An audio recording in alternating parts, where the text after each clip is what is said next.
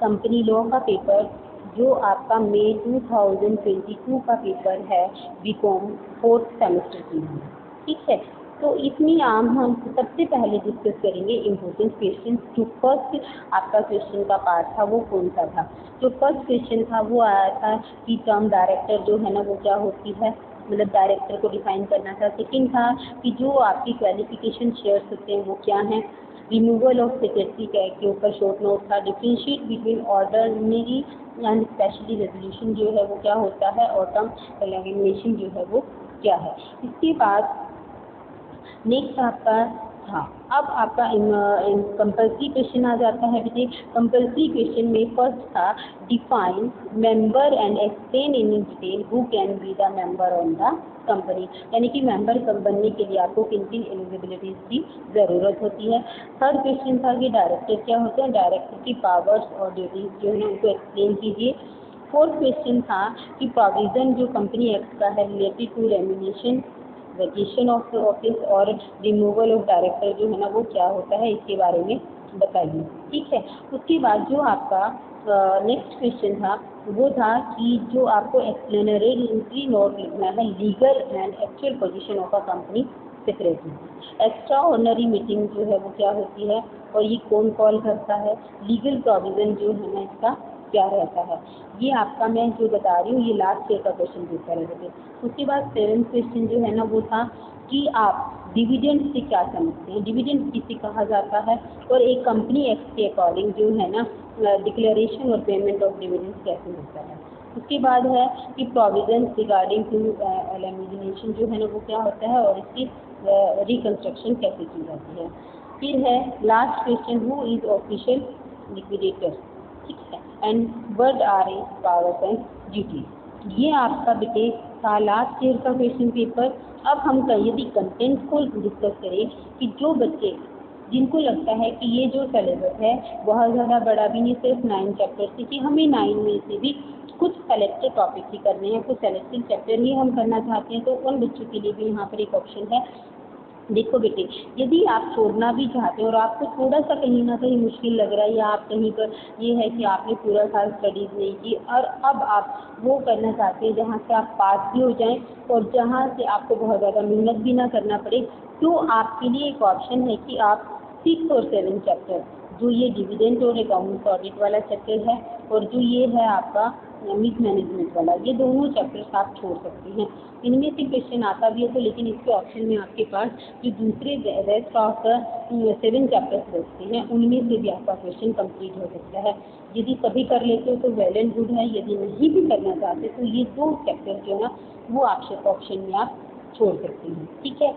ये था आपका कि क्या आपको करना है क्या नहीं करना और लास्ट ईयर का पेपर क्या है। अब हम डिस्कस करेंगे इम्पोर्टेंट क्वेश्चन के बारे में कि इस बार सेमेस्टर 4 के लिए आपके पास इम्पोर्टेंट क्वेश्चन जो है ना वो कौन से बनते हैं, ठीक है।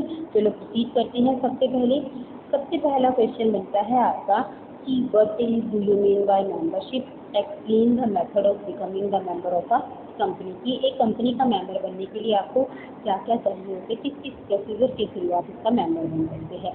फिर मेंबर क्या होता है और who can be the member. यहाँ पर मेंबर की क्वालिफिकेशन के बारे में पूछा गया है। ऊपर वाले क्वेश्चन में देखने में दोनों सेम लिखना, ऊपर में मेथड है और नीचे में एलिजिबिलिटी है, ठीक है ना। नेक्स्ट है कि detail the rights and the liabilities of a company member. एक कंपनी का जो मेंबर होता है उसके क्या राइट्स होते हैं और क्या उसकी ड्यूटीज होती है, इनके बारे में आपको बताना है। How the members can be terminate. आप मेंबर बन गए, लेकिन यदि किसी एक मेंबर ने गलत काम किया तो उसको कैसे टर्मिनेट किया जा सकता है, और इसमें जो एक मेंबर होता है और एक शेयर होल्डर होता है, इन दोनों में क्या डिफरेंस होता है कि एक शेयर होल्डर भी मेंबर होता है या नहीं होता, इस चीज़ के बारे में आपको यहाँ पर बताना है। उसके बाद किस क्वेश्चन आपका बनता है but this is the legal position of the director. एक डायरेक्टर की लीगली क्या प्रोसीजर होता है उसके लिए उसको बताना है, उसका क्या प्रोसीजर नहीं, उसकी लीगली क्या पोजीशन है, कि कंपनी में एक डायरेक्टर जो है उसको क्या क्या काम करना होता है। उसके बाद है कि what are the provisions under the companies act relating to the vacation of an office, ठीक है ना, and the removal of director and explain the removal of. ये लास्ट ईयर भी आया था लेकिन इस बार के लिए भी ये क्वेश्चन जो है ना वो थोड़ा सा इम्पोर्टेंट भी है। Explain the provision regarding to the appointment and duties and the power of director. ये भी क्वेश्चन लास्ट ईयर था लेकिन रिपीट हो सकता है, इसलिए आप इसको छोड़ना नहीं। Difference between whole time director and the managing director. एक मैनेजिंग डायरेक्टर होता है, एक होल टाइम डायरेक्टर होता है, इन दोनों के बीच में क्या डिफरेंस होता है, ये आपका क्वेश्चन जो है ना शॉर्ट नोट के लिए भी कंपल्सरी है, वो इम्पोर्टेंट है, और लॉन्ग आंसर के लिए भी ये इम्पोर्टेंट माना जाता है। उसके बाद है कि डिफाइन द कंपनी सेक्रेटरी। ये कंपनी का सेक्रेटरी जो है ना वो कौन होता है, डिफरेंट मतलब सेक्रेटरी के अलग अलग टाइप्स क्या हैं और उसकी क्वालिटीज जो है ना उसको आपको एक्सप्लेन करना है।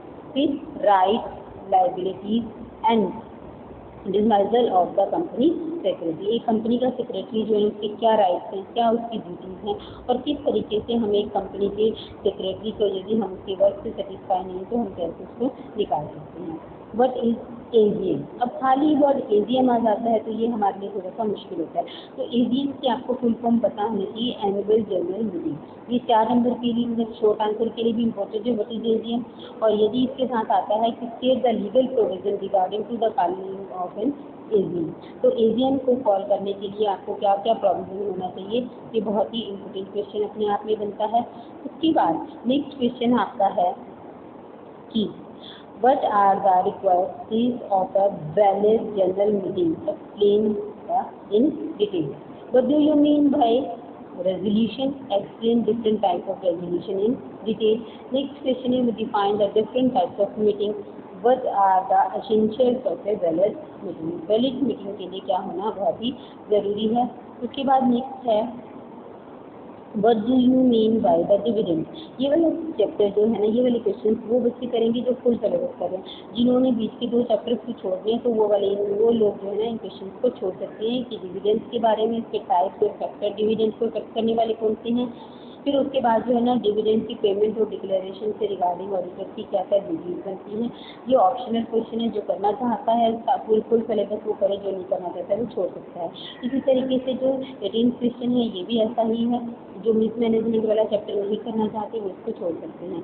उससे वाला नेक्स्ट जो है ना 19 क्वेश्चन भी सेम इसी तरीके से ये क्वेश्चन हो सकते हैं। फिर आपके पास आता है 20 क्वेश्चन कि what the mode and constitution of winding up. कोई कंपनी हम वाइंड अप करना चाहते हैं उसके लिए क्या होना कॉन्स्टिट्यूंसीज होते हैं। What do you mean by power and liabilities of liquidator and explain the rights and the powers of the national company law tribunal and the after winding up order। ठीक है, तो ये तो आपके लॉन्ग आंसर क्वेश्चन से भी थे। अब हम बात करते हैं शॉर्ट नोट्स की। शॉर्ट नोट्स में आपका एक बनता है कि जो आपका थ्योरम जो है वो क्या होता है, उसे एक्सप्लेन कीजिए, डिफरेंस बताइए किस में। ये सारे डिफरेंस है ऑर्डिनरी रेजोल्यूशन, स्पेशल रेजोल्यूशन में, वाइंडिंग अप और रिजोल्यूशन में। उसके बाद मेंबर्स वॉलेंट्री वाइंड अप और क्रेडिटर्स वॉलेंट्री वाइंड अप में क्या डिफरेंस है। फिर उसके बाद आप शॉर्ट नोट में आपके लिए इम्पोर्टेंट है इन्वेस्टर्स एजुकेशन, ठीक है ना, और प्रोविडेंट फंड यूपीएससी। फिर उसके बाद है लिस्ट बी वाला टॉपिक जो है ना ये बहुत ही ज़्यादा इम्पोर्टेंट है शॉर्ट नोट के लिए, इसको आप ज़रूर कर लेना। इस तरीके से आपका ये कंपनी लॉ का पूरा जो है ना मैंने आपको इम्पोर्टेंट आपके साथ डिस्कस कर दिया। आप इसको बहुत अच्छे से कीजिए। Good luck for your exam, good luck, ठीक है। और एग्ज़ाम्स को एंजॉय कीजिए, उनसे डरने की कोई भी ज़रूरत नहीं।